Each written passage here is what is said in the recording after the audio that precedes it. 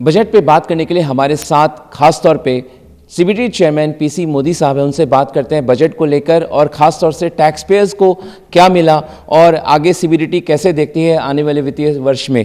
Sir, news 24 से बात करने के लिए आपका हार्दिक स्वागत है। सर, मेरा सवाल सबसे पहला यही आम टैक्स पेयर्स के लिहाज से पूछे, सर कैसा है आम पे टैक्स पेयर्स के बजट, इस बजट से आम टैक्स पेयर्स को क्या मिला? सर्वप्रथम तो अगर मैं कहूँ तो टैक्स रेट में कोई चेंज नहीं होना या टैक्स स्लैब्स में कोई तब्दीली ना होना, ये अपने आप में एक बहुत बड़ा रिलीफ है, जो कि एक इंगित करता है कि टैक्स सर्टेनिटी की तरफ हम बढ़ रहे हैं।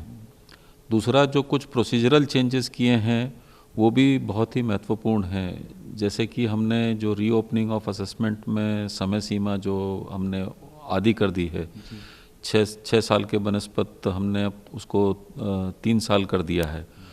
और वहाँ पे भी मतलब जो उसके बियॉन्ड भी अगर जो कहीं खोलने की आवश्यकता पड़े तो उसके ऊपर हमने काफ़ी बंदिशें लगाई हैं, जैसे कि कुछ थ्रेशोल्ड लिमिट प्रेस्क्राइब की है और प्लस जिसकी अप्रूवल है वो प्रिंसिपल चीफ कमिश्नर के लेवल पे होगी। इस तरह की चीज़ें जो हैं एक अच्छा वातावरण देने की कोशिश है। साथ ही साथ जैसे कि जो पिछले साल हमने फेसलेस असेसमेंट जैसे रोल आउट किया था, इस बार फेसलेस पेनल्टी और फेसलेस अपील को भी हमने रोल आउट किया है। तो ये सारी चीज़ें अगर इनका समावेश करके देखें तो एक बेहतर टैक्स एडमिनिस्ट्रेशन देने की चेष्टा है, जिससे कि प्रत्येक करदाता इस चीज़ को महसूस करे कि मतलब अब टैक्स से जुड़ना इतना आसान है, जिससे कि वो अपने टैक्स ऑब्लिगेशंस का पूरी तरह से निर्वाह कर सके। सर, मेरा सवाल इसलिए भी था, ये मैंने पूछा कि 75 साल से ऊपर की उम्र के लोगों को तो अब रिटर्न भरने की ज़रूरत नहीं है अगर उनका पेंशन या इंटरेस्ट इनकम अगर है। लेकिन सर कई टैक्स पेयर्स क्योंकि उम्मीद कर रहे थे, कोरोना का साल था, कई लोगों को हमने बजट पूर्व उनसे बातचीत भी की, सर्विस क्लास हर तरह के, वो चाह रहे थे कि कुछ रिलीफ मिले, सैलरी कट गई, वेतन कट गया, नौकरी भी कई लोगों की चली गई, तो वो चाह रहे थे कि रिलीफ मिले और वो नहीं मिला।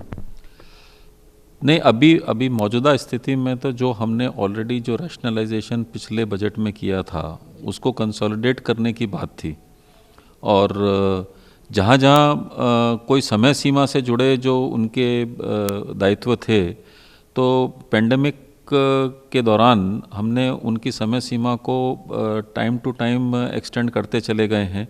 ये उनकी रिलीफ के लिए ही किया गया था। सर, एक अहम सवाल ये था कि प्रोविडेंट फंड, क्योंकि वो सोशल सिक्योरिटी होता है लोगों का, यूलिप है, उसमें लोग डालते हैं, बचत करते हैं उसके ज़रिए, उस पर सर आपने टैक्स लगा दिया, वो क्यों?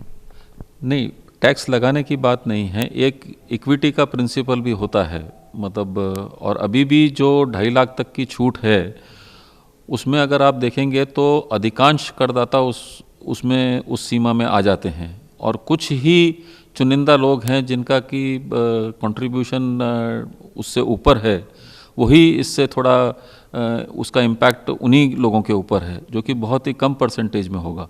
सर, आपने बताया भी कि जो रीओपनिंग है असेसमेंट का, उसको मियाद घटा के 6 साल से 3 साल कर दिया गया, क्या इससे टैक्स पेयर्स को राहत मिली? क्योंकि कई ऐसे लोग हैं जो कि रिटर्न भर देते हैं, उनके पास नोटिस आ जाती है, जो एक टैक्स टेरर का जो लगातार एक ताना बाना बुना जा रहा था, उसमें कमी आएगी क्या? नहीं, मैंने जैसा आपसे पहले निवेदन किया कि इससे डेफिनेटली एक टैक्स पेयर्स को सर्टेनिटी का माहौल मिलेगा, और चूँकि समय सीमा कम कर दी गई है, साथ ही साथ में जो बाकी चेंजेस लाए हैं, जैसे फेसलेस असेसमेंट है, फेसलेस पेनल्टी है, फेसलेस अपील है, तो इन सब चीज़ को अगर आप समेकित तौर पे अगर देखें तो एक अच्छा माहौल देने की कोशिश की गई है।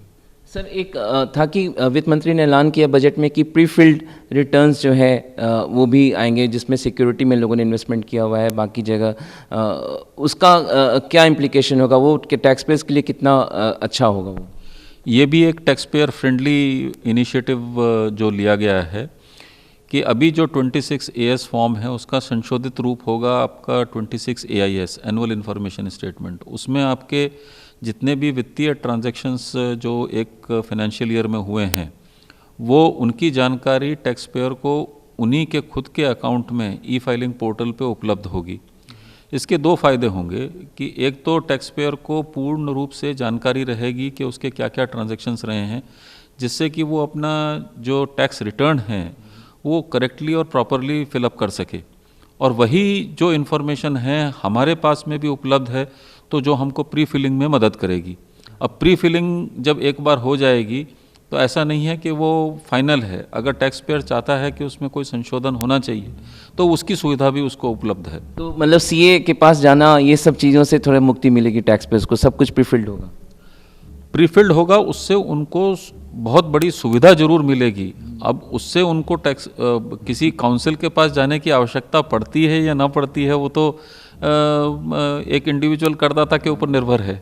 बट यस, हमारा प्रयास ये डेफिनेटली है कि उसको जितनी भी सुगम तरीके से उसको अपना जो भी टैक्स ऑब्लिगेशन है उसको डिस्चार्ज करने में जो सुगमता और जो सरलता मिलनी चाहिए, उसकी तरफ प्रयास है। सर सबसे बड़ा चैलेंज आपके लिए सर इस समय टैक्स कलेक्शंस भी है। एक तो कोरोना काल है, टैक्स रेवेन्यू कलेक्शन घट रहा। दूसरा सर, हमने देखा कि जीएसटी का कलेक्शन 1,20,000 करोड़ रुपए जनवरी महीने में हो गए। लगातार अभियान चलाया जा रहा है, जो लोग वायलेशन कर रहे हैं, इवेजन कर रहे हैं, उनको चार्जअप भी किया जा रहा। क्या इनकम टैक्स डिपार्टमेंट भी टैक्स कलेक्शन बढ़ाने के लिए कुछ ऐसा अभियान चलाएगी?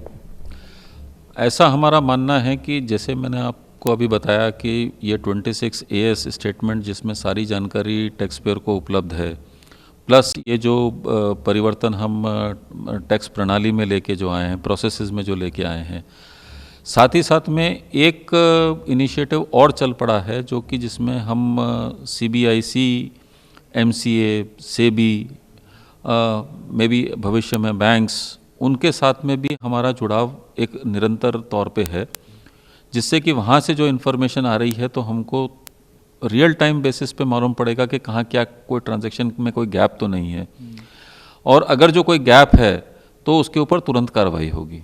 तो इससे ये हो गया कि जो ऑनेस्ट टैक्स पेयर्स हैं, जो वॉलंटरी कंप्लायंट टैक्स पेयर्स हैं, उनको तो मिल रही है सुविधा, और जो थोड़ा सिस्टम के बाहर या उसको बचने की कोशिश कर रहे हैं उनके ऊपर भी पूरी निगरानी भी है। सर अभी हाल ही फिलहाल में CBDT ने इस बात का ऐलान किया था कि एक पोर्टल पे जाके वो शिकायत करता, जो कोई इवेजन करता है, चाहे वो टैक्स की चोरी करता है, चाहे बेनामी संपत्ति को लेकर, वो अब वॉलंटरी लोग पार्टिसिपेट कर सकते हैं। तो इसके बारे में थोड़ा सा बताएं सर।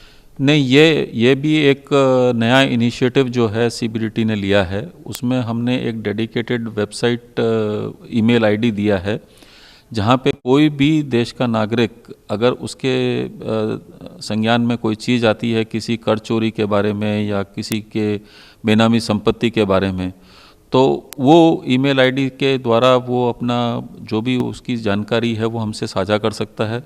और अच्छी जानकारी मिलने पे और हमारी तहकीकात करने के बाद में अगर हमें ये लगता है कि उसमें कोई तत्व है तो हम उसको अपने उसके लॉजिकल एंड तक जरूर लेके जाएंगे। सर शुक्रिया न्यूज़ 24 से बात करने के लिए। धन्यवाद। तो हमारे साथ CBDT चेयरमैन PC मोदी साहब, जो कि साफ तौर पे बता रहे हैं कि बजट में ऐसे कई प्रावधान किए हैं जिससे टैक्स पेयर्स के लिए कई सारी सहूलियतें होंगी, और टैक्स पेयर्स भी इस बात में हिस्सा ले सकेगा। अगर टैक्स की चोरी करता है तो वो बता सकता है टैक्स डिपार्टमेंट को, जिससे कि टैक्स डिपार्टमेंट को इसका फ़ायदा मिल सके। कैमरा अविनाश के साथ मनीष कुमार, न्यूज़ 24 दिल्ली। नमस्कार, मैं हूं मानक गुप्ता।